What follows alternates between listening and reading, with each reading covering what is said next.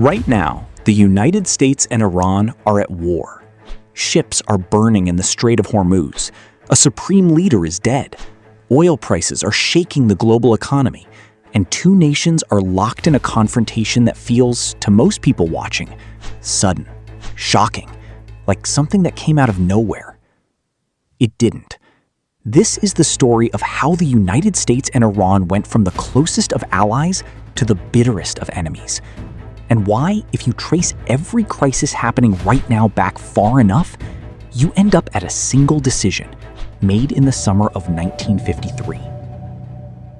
To understand Iran today, you have to understand a man most people in the West have never heard of, Mohammad Mossadegh. Elected Prime Minister of Iran in 1951, Harvard-educated, democratically chosen, and deeply, passionately committed to one idea: that Iran's oil should belong to Iran. For decades, the Anglo-Iranian Oil Company, a British corporation, now known as BP, had been extracting Iranian oil and paying Iran a fraction of what the resource was worth. Mossadegh looked at the numbers, looked at his people, and said, enough. In 1951, he nationalized Iran's oil industry. The British were furious. They imposed a blockade. They lobbied the world to isolate Iran. And when that wasn't enough, they went to Washington. At first, President Truman said no. America, he argued, shouldn't be overthrowing democracies. Then Eisenhower came to power, and the calculation changed. The CIA, in one of its very first covert operations against a foreign government, flooded Tehran with money.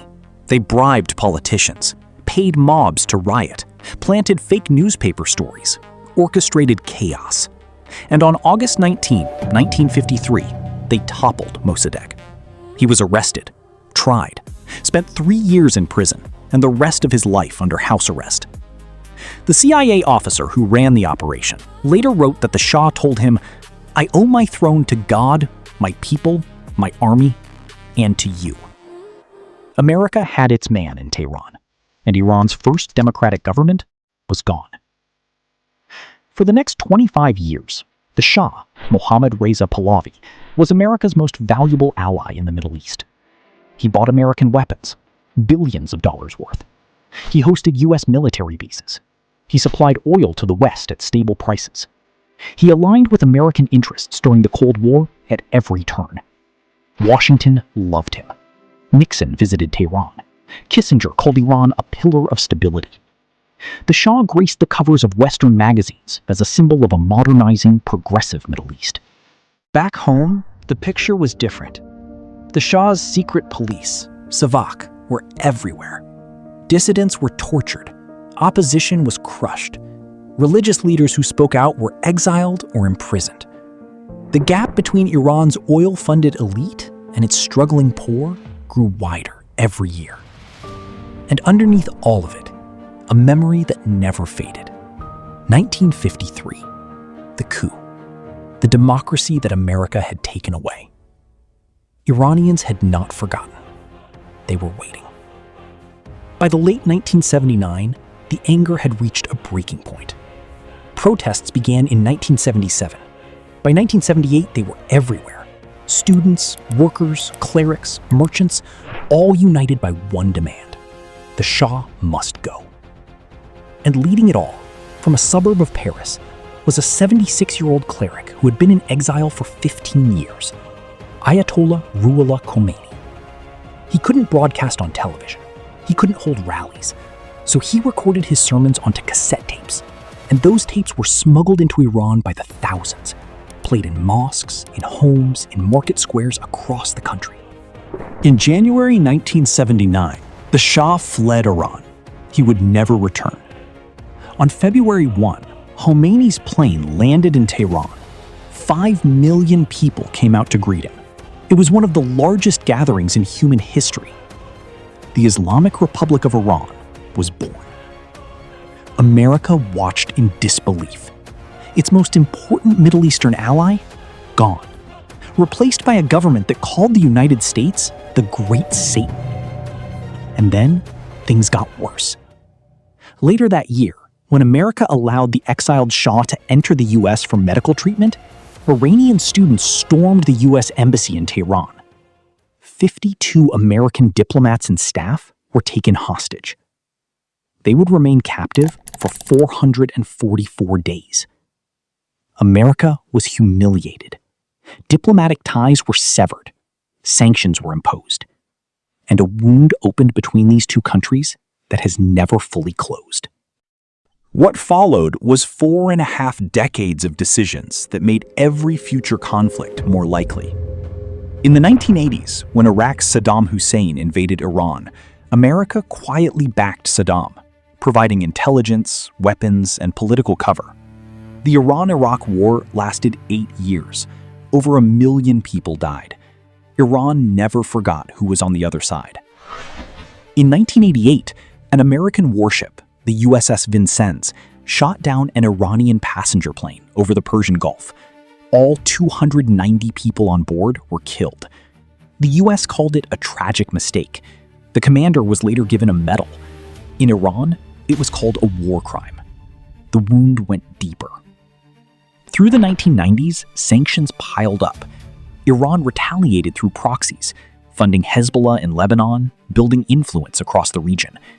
America called it terrorism. Iran called it survival. Then came George W. Bush's 2002 State of the Union address. 3 words that ended any remaining chance of quiet diplomacy: axis of evil. Iranian reformers who had been quietly pushing for engagement with the West were finished. The hardliners took over the argument. Iran accelerated its nuclear program. In 2015, against all odds, diplomacy worked. The JCPOA, the nuclear deal, was signed. Iran agreed to dismantle a nuclear reactor, limit uranium enrichment, and open its facilities to international inspectors. In exchange, sanctions would be eased. It took 2 years of painstaking negotiation. The whole world exhaled. 3 years later, Donald Trump pulled the United States out of it. Iran watched a deal it had honored get shredded by a new administration. It drew a conclusion. Agreements with America cannot be trusted. It began enriching uranium again, faster than before. And then, in January 2020, a US drone strike near Baghdad airport killed Qasem Soleimani, the commander of the Quds Force, the most powerful military figure in Iran. Tehran's streets filled with mourners in the millions. Khamenei wept publicly.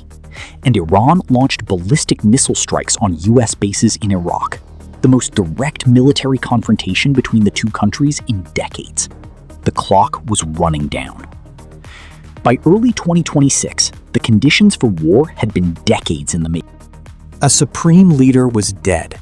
A naval blockade was underway.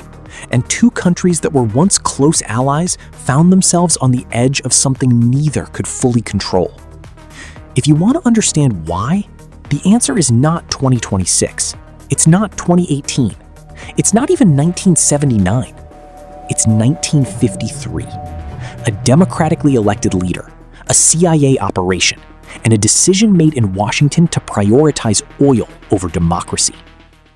Everything that followed, the revolution, the hostages, the tanker wars, the nuclear standoff, the assassinations, and the fires burning on ships in the Gulf right now, flows from that one moment. History is not a series of accidents. It is a series of choices, and choices have consequences that outlast the people who made them. The men who ordered the 1953 coup are long dead. Mossadegh is long dead. Eisenhower is long dead. But their choices are still on fire in the Strait of Hormuz. That's what history actually is. Not dates on a page, not names in a textbook. The past still burning. If you want to understand the world, not just react to it, this channel is for you. Subscribe, and I'll see you in the next one.